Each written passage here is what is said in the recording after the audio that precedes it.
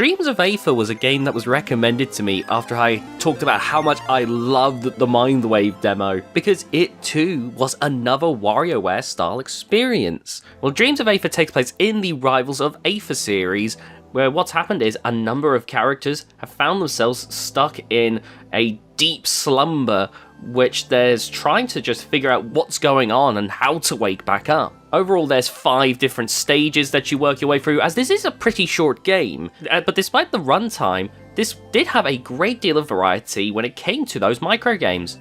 Nothing ever truly felt overplayed, and everything is generally kept simple with you using the arrow keys Z or X.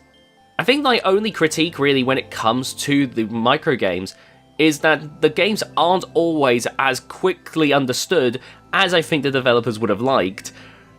I found myself quite a few times failing simply because I was presented with all this visual information that I either couldn't understand in time or just failed to understand in time, which would cause me to slip up and make a mistake, which I didn't find myself doing when I was playing Mindwave. I want to stress that, like, most of the time, this wasn't an issue. It just cropped up enough times that I was like, it feels like some of these maybe could have been explained just a little bit better.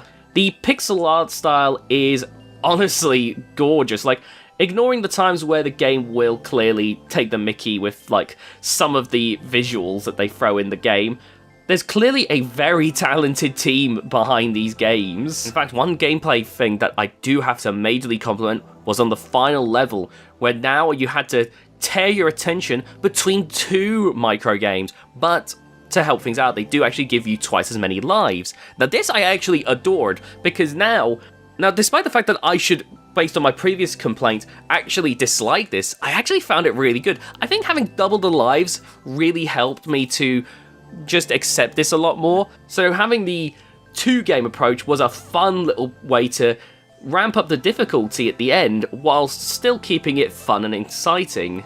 I think my only real gripe wouldn't be the skill issue, it would just be the fact that the game is extremely short.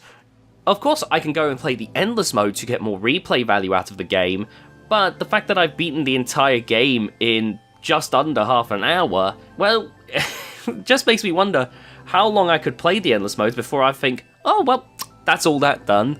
And I think that's definitely something to think about if you're considering buying this game for yourself. If the runtime for you isn't a problem, then I definitely gotta give this game a recommendation. It's overall really a fun experience, and I hope we get to see more micro games experiences in the future.